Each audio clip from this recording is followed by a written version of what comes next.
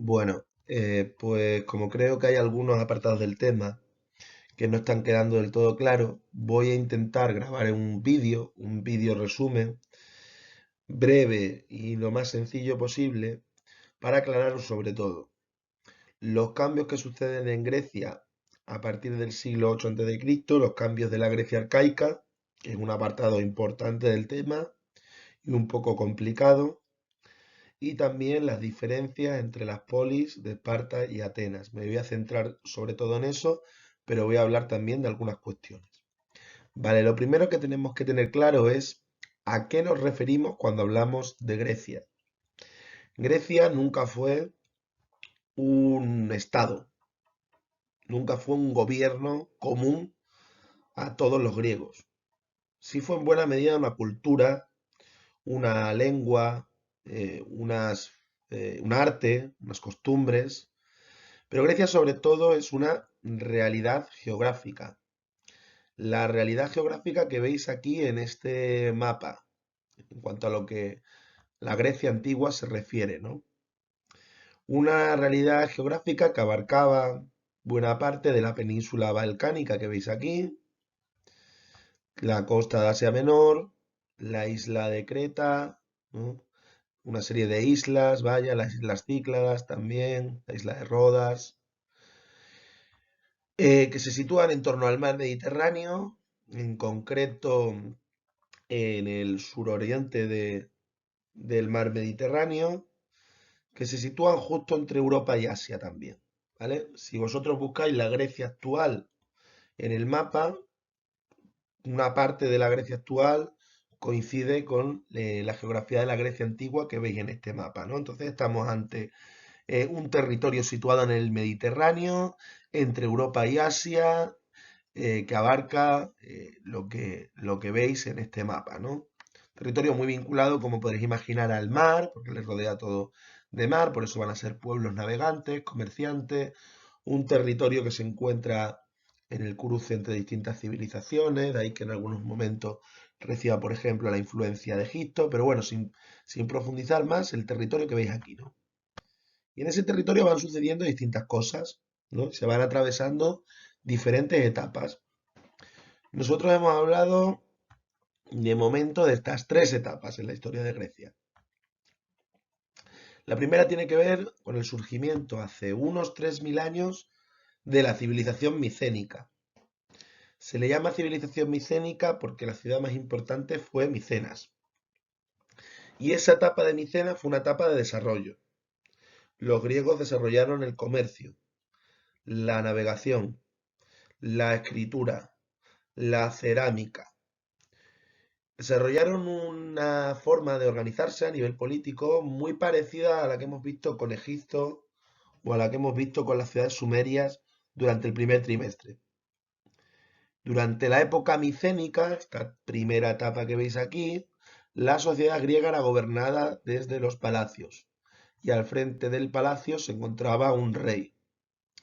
Junto al rey, llamado Basileus, vamos a ver a nobles y vamos a ver a sacerdotes, que van a ser las clases sociales que van a mandar, que van a estar en el palacio o cerca del palacio y que se van a llevar los recursos que producen los campesinos, ¿no? Entonces vemos que claramente el rasgo más importante de la sociedad micénica es que se gobierna desde los palacios, que están a su vez en las ciudades. La ciudad más importante de la etapa micénica, como su propio nombre indica, Micenas. Pero sabemos que hacia el 1200 a.C., más o menos, es decir, hace unos 3200 años, ¿no? Cifra arriba, cifra abajo, esa civilización de los micénicos desaparecen. Se habían creado toda una serie de ciudades, de palacios en la antigua Grecia, en el territorio que hemos visto en la diapositiva anterior, ¿verdad? Que ahora van a desaparecer. No sabemos exactamente el motivo. Sabemos que desaparecieron porque la arqueología nos indica que donde allí había palacios, ahora no va a haberlos. El motivo exacto no sabemos cuál es. Puede tratarse de revueltas de campesinos o puede tratarse de la llegada de unos pueblos venidos de fuera, llamados dorios, que manejaran el hierro, ¿no? Y que derrotaran a los palacios, ¿no? A la sociedad de los palacios. Durante los 4 siglos siguientes sabemos muy poco de lo que ocurre en Grecia, por eso lo llamamos la Edad Oscura. De otras cosas sabemos muy poco porque la escritura o las huellas de civilización que deja el comercio, por ejemplo, desaparecen. Los griegos ya no van a escribir, los griegos ya no van a comerciar, van a seguir habiendo ciudades, pero van a ser mucho más pequeñitas. Los griegos van a vivir, la inmensa mayoría, en aldeas aisladas unas con otras. Lo poco que sabemos de esta época, y que aluda a su etapa final más bien, es gracias a los poemas que escribirá un hombre llamado Homero, la Iliada y la Odisea, que escribirá, o mejor dicho, que recopilará, en la que nos narran episodios de esta época, como la guerra de Troya, ¿no?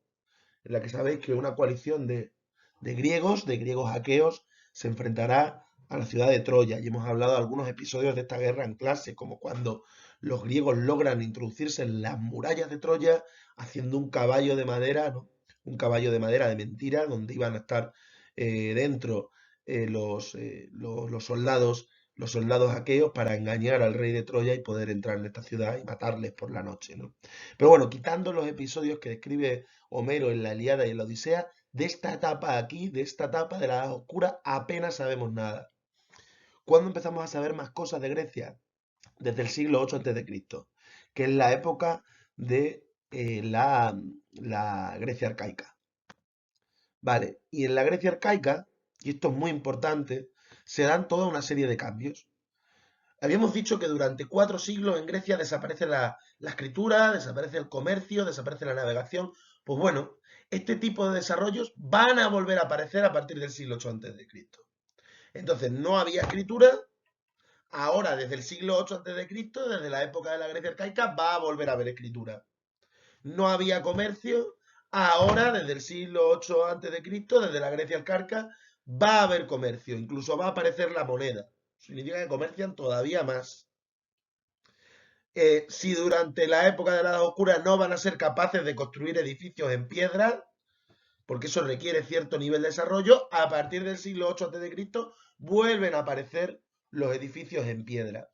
Si la etapa de la Edad Oscura, la que hemos visto ahora mismo antes, justo antes, fue una etapa de retroceso, estos siglos que veis aquí, siglo VIII a.C., siglo VII, siglo VI, van a ser una etapa de desarrollo. Grecia va a volver a crecer, en Grecia va a volver a haber ciudades, en Grecia va a volver a haber escritura, en Grecia va a volver a haber comercio, y aparecen también dos grandes novedades que hay que tener especialmente en cuenta. Una es lo que llamamos la colonización y otra es la aparición de las polis. Vale, la colonización. La colonización es bien sencilla de entender. Consiste en que los griegos van a ir creando ciudades de población griega, de cultura griega, de emigrantes griegos por todo el Mediterráneo. Una parte de los griegos van a emigrar a lo que hoy es el sur de Italia, por ejemplo, o a lo que hoy es la costa mediterránea de la península ibérica, bueno, y entonces también era, ¿no? O van a emigrar a la costa de la actual Francia, ¿no? O van a emigrar al Asia Menor, van a emigrar a toda una serie de lugares, todos ellos, eso sí, situados en el Mediterráneo y casi todos situados en la costa, para crear nuevas ciudades. A esas nuevas ciudades que crean los griegos se les llama colonias. Una colonia es una ciudad creada por griegos fuera de su territorio. En el territorio de la Grecia antigua no formaba parte inicialmente el sur de Italia, pero por ejemplo el sur de Italia se va a llenar de colonias griegas. Con ello los griegos, ¿qué van a ir difundiendo? Su cultura. Van a difundir sus monedas. Hemos dicho antes que en esta época aparece la moneda griega más importante va a ser el dracma.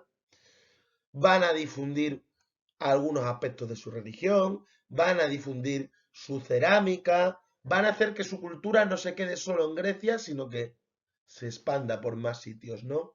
Por eso decimos, o he insistido tantas veces, que los griegos todavía viven entre nosotros, porque los griegos, digamos, difundieron su cultura por buena parte del Mediterráneo, ¿no? ¿Por qué motivo salen los griegos? De una parte de los griegos, claro, la mayoría de los griegos siguieron viviendo en Grecia. Pero ¿por qué motivo se produce la creación de estas colonias? Por un lado hablo aquí de exceso de población. Ahí me estoy refiriendo sobre todo a que algunos campesinos se empobrecen. Algunos campesinos comienzan a no tener tierra o a tener muy poca tierra e incluso adquieren deudas. Deudas que en estos momentos conllevaban la esclavitud si no eras capaz de devolverlas. Evidentemente nadie quiere convertirse en un esclavo. Sabéis que un esclavo es aquel que no tiene ninguna libertad, ¿no? Que es simplemente propiedad de otro, como lo puede ser la silla en la que yo estoy sentado ahora mismo. Nadie quería convertirse en un esclavo, por ende estos campesinos pobres, antes de ver empeorada su situación, prefieren emigrar y participar en la fundación de las colonias, ¿no? Por otro lado, los griegos vuelven a comerciar. El comercio había desaparecido durante los siglos de la Edad Oscura, pero a partir del siglo VIII a.C., el comercio resurge con fuerza. Y como quieren comerciar, pues querrán acceder a los minerales que hay en la península ibérica, por ejemplo, que es una zona con muchos minerales, ¿no? O querrán acceder al grano que hay en el sur de Italia, por poneros algunos ejemplos. La manera más fácil de acceder a ese comercio es tener ciudades griegas en esa zona que te sirvan como refugio, que te sirvan como un sitio en el que establecerte. Vale. Más importante todavía que la colonización es esto que veis aquí señalado como muy importante. Aparecen las polis. Para entender qué es una polis, tenéis que imaginaros que los griegos van a tener una cultura común. ¿Qué significa cultura? Significa que van a tener la misma lengua, o que van a tener la misma religión, o que van a practicar el mismo arte, ¿vale? Pero nunca van a tener un gobierno común. Nunca van a tener las mismas leyes, nunca van a tener el mismo ejército, nunca van a tener el mismo Estado. Vamos a imaginarnos en el caso de España. En España más o menos tenemos una cultura común, con nuestras diferencias que son muchas. Todos hablamos castellano. Si tuviéramos que decir la religión mayoritaria en España, hablaríamos del cristianismo. Hay costumbres, yo qué sé, la siesta, por ejemplo, que nos caracterizan más o menos a todos los españoles. Pero imaginaros que cada ciudad importante en España se independiza y a partir de ahora va a tener su propio gobierno y va a empezar a tener sus propias leyes y va a ser independiente. Por ejemplo, Badajoz se independiza, Sevilla se independiza, Málaga también. ¿Tendrían la misma cultura estas ciudades? Más o menos sí. ¿Pero tendrían el mismo Estado, el mismo gobierno? No. Los griegos nunca van a tener un reino de Grecia. Nunca va a existir un reino de Grecia. O una república de Grecia en esta época. Los griegos lo que van a tener es muchas polis. Cada polis, muy chiquitita, tendrá sus propias leyes, tendrá su propio gobierno, tendrá incluso su propio sistema político, tendrá incluso su propio ejército. Y por mucho que la polis de al lado hable griego también, no compartirán su gobierno, ni su sistema político, ni sus leyes. Compartirán, si acaso, su cultura, pero vivirán en polis independientes unas de otras.